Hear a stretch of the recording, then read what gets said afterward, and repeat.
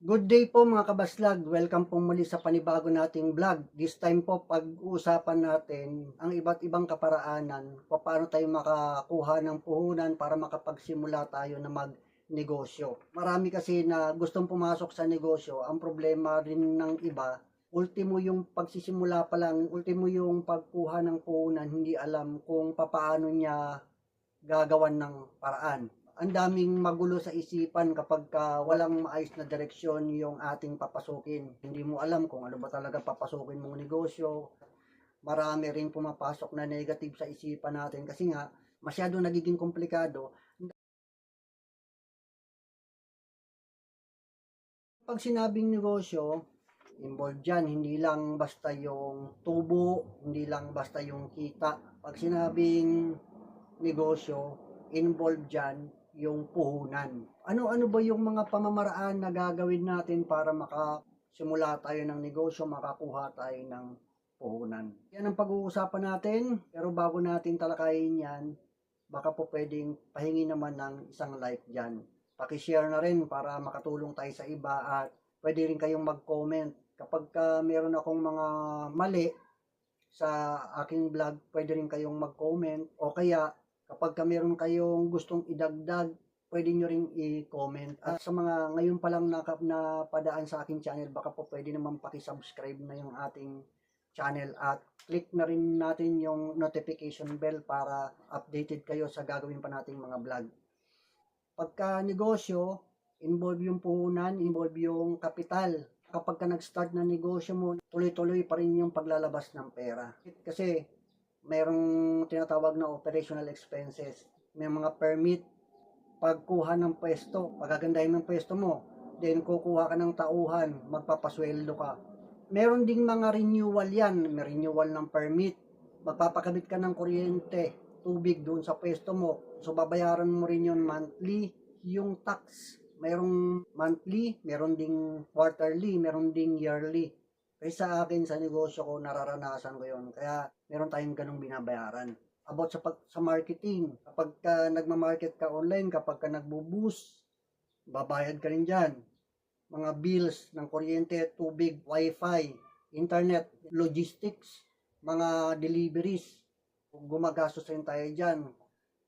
Krudo, bayad sa tao, so, maraming mga expenses pagka nagninegosyo tayo. Bago tayo pumunta dun sa mga yon, paano ba tayo makakapagsimula? Paano tayo makakuha ng puhunan? Sa personal ko experience noong nag-start ako na simple lang na negosyo, maliit lang. Kapag bago ka pa lang na papasok sa negosyo, halimbawa galing kang nagtrabaho, limited lang din yung pera mo or as in wala talaga, as in zero talaga. Kagaya nangyari sa akin na from employment, 9 years ako na employed.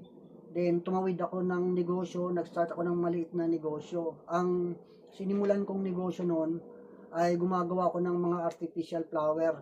Nakita ko kasi doon sa tiyo ko, ginaya ko lang din. Siya naman sa Pasig, siya nag-ooperate. Ako naman dito sa Antipolo. Sinubukan ko lang din. So, in-enjoy ko siya. Yun naman ang importante once na pumasok ka sa negosyo at nagustuhan mo, i-enjoy mo siya. Nanghiram ako ng pera, nangutang ako ng pera sa kuya ko. Kaya, isa sa pamamaraan para makapagsimula ka, makakuha ka ng puhunan, kailangan natin talagang mangutang. Maraming pwedeng utangan. Pwede sa kamag-anak, kung meron kang kapatid na medyo sa ngayon, medyo nakaluwag-luwag, siyempre, kung ikaw walang-wala, pwede kang manghiram doon. Ang maganda naman doon, pagka kamag-anak, hindi naman tayo patutubuan yan. So, makakapagsimula ka ron. Sa akin, nabayaran ko na yun, 10,000 lang naman yung puhunan ko. Pero hindi ko agad-agad nabayaran yun. Pero, biruin mo, nagsimula ako 10,000, binata pa ako nung time na yun. Pero, hindi ko agad-agad nabayaran yun. Kasi nga, nahirapan ako dun sa unang negosyong pinasok ko, yung artificial flower. After mga ilang months, 6 months yata yun, na win-workout ko siya na hindi naging okay, nagbago ako ng negosyo. Yung natitira kong pera na hindi naman kumikita ng maganda doon sa negosyong artificial flowers, namili ako ng kalakal. Namili ako ng mga lata, bote, bakal, plastic, papel, kung ano-ano mga binibili ko, yung mga mumurahin lang na klase ng kalakal. Kasi meron ding mga tansok, merong aluminum, stainless, medyo mahal na yon. So wala akong sapat na puhunan para makapamili ako nun. Kaya ang ginawa ko, nagsimula ako na maliit lang na klase ng kalakal ang binibili ko. Nung nag-junk shop ako, kahit papaano kumita rin ako. Nung time na yun, wala pa akong permit na sabihin natin na galing sa munisipyo, kundi barangay permit lang kasi maliit lang naman din na negosyo meron ako. Maliit lang yung puhunan ko. Ang totoo nun, puhunan ko na, nagsimula lang ako nun, para nasa 2,000. Kapag may nagbebenta sa amin na medyo marami-rami, wala nang kaming pangpuhunan, kulang na yung pambili namin. Minsan, nangungutang pa kami sa kapitbahay. Butit may nagpapautang sa amin nun na after mga ilang days, pagka naibenta na namin yung kalakal, binabayaran din namin agad. Pag ganun lang ang nangyayari, umiikot lang siya ng umiikot ng pa ganun. At thankful din ako sa mga kapitbahay na kahit papaano nagpapahiram ng 1,000, di ba? Nagpapahiram ng 2,000 para lang makapamili kami. So, ganun ang ginagawa namin noon. Nung medyo tumubo na rin, medyo napalaki ng bahagya yung junk shop, hanggang sa dumating din yung time din na bumagsak din kasi sa iba't ibang klase ng mga sitwasyon na nangyari noon, kaya nag-down din yung negosyo namin na yon. Pagka nag-down ang negosyo mo, kailangan mong bumangon. Sabi nga, kung nadapa ka, kailangan mong bumangon sa pagkakadapa. Sakto naman, meron ding opportunity dumarating, pumasok kami sa networking. Pero syempre dahil sa wala ng pera, naubos na rin yung pera namin, inisip ko naman saan ako kukuha ng pampuhunan doon sa networking. Sa networking, ang maganda lang kasi doon, maliit lang yung puhunan. Nag-start kami noon yung 8,000 pesos, almost 8,000 pesos na puhunan. Pero kahit 8,000 pesos lang, wala akong ganung kalaki. Kaya sabi ko sa nanay ko, kasi nanay ko, unang pumasok sa networking, nangutang siya at saka nagsanla siya ng bracelet. Ako, gusto ko rin kakong ganun kasi syempre, gusto mo rin talaga na makaangat sa buhay. So ginawa ko, nangutang ako. Ang inutangan ko nung Bombay. To cut the long story, tinrabaho, winork out ko ang networking business na yan. Doon ako kumita ng malaki. At syempre, habang kumikita ka ng malaki, yung pera na kinikita, pwedeng kung saan-saan yan mapupunta. Pwedeng bumili ka ng mga properties, bumili ka ng mga liabilities mo, mag-invest ka sa mga asset, maraming mga pinaglagyan ng pera. Pwede rin na magtayo ng another na negosyong traditional. Doon ako nagsimula para maliit na puhunan sa networking, then sinabayan lang ng sipag at tiyaga, focus, in-enjoy ko yung negosyo na yon, then tumawid naman ako ng traditional na negosyo. Yung traditional na negosyo ko, nagtindahan ako ng mga supplement, pero connected pa rin doon sa networking na yon. Pero traditional na siya kasi iba ang kita ng networking sa traditional. Ang traditional, ikaw mismo yung magpapalakad ng sistema ng traditional na yon. Pero sa networking kasi, teamwork yon, by group yun, at walang physical store na makikita doon kasi ang physical store nandun na sa pinaka main company. Yung tumawid ako ng traditional business, nagkaroon ako ng sarili ko, physical store talaga. At doon ko nakita yung takbo ng traditional na negosyo na napakarami ng mga iisipin talaga, napakarami ng gastusin, napakarami ng mga expenses, at medyo stressful din talaga.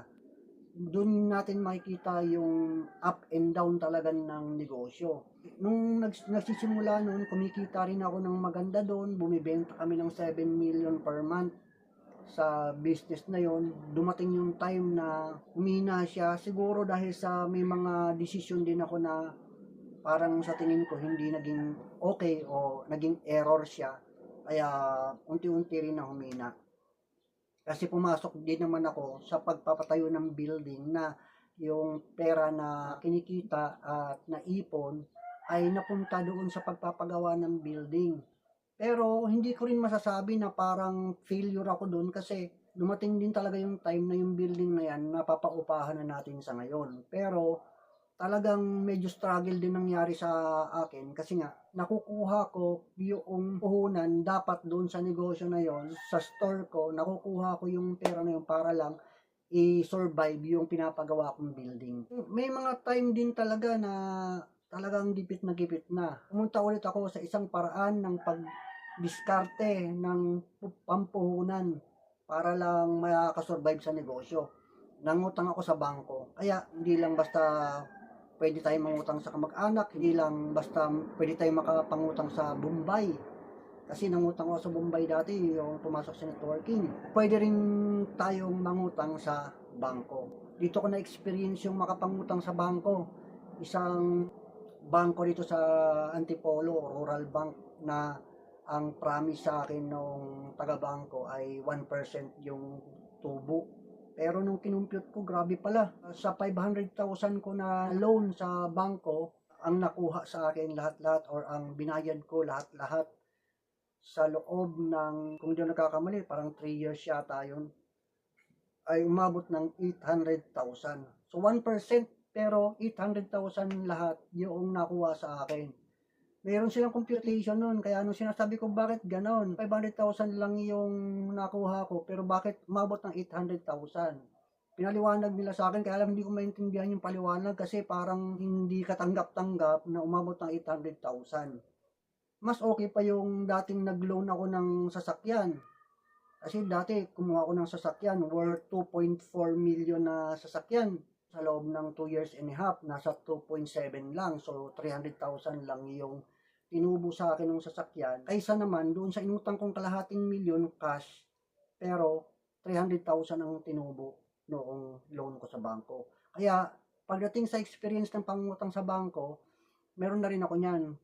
Nasa sa atin yan kung gusto nating gawin yon, pero tiyakin lang natin na kaya nating bayaran yon. Ibig sabihin, kaya ng income natin. Kasi wala namang problema kung malaki ang tubuin noong nagpapautang sa atin, basta alam mo na malaki yung pwedeng bumalik sa'yo. Pero kung parang alanganin, mas maganda pa rin na maging matalino tayo sa pag-utang na hindi ganun kalakihan yung interest na kukunin sa atin.